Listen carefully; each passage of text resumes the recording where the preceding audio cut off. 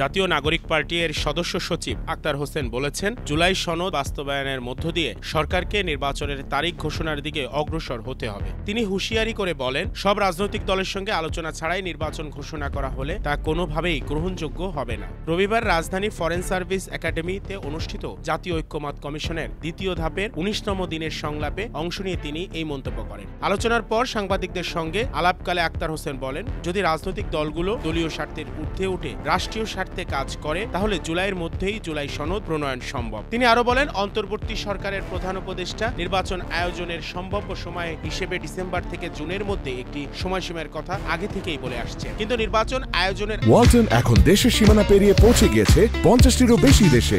ওয়ালটন, ঘরে ঘরে বিশ্বজুড়ে। আগে আমাদের প্রয়োজন বিচার ব্যবস্থার সংস্কার, প্রশাসনের নিরপেক্ষতা নিশ্চিতকরণ এবং একটি গ্রহণযোগ্য নির্বাচনী পরিবেশ সৃষ্টি করা। এর সবই হতে হবে জুলাই সনদ এবং জুলাই ঘোষণাপত্র এর বাস্তবায়নের ভিত্তিতে।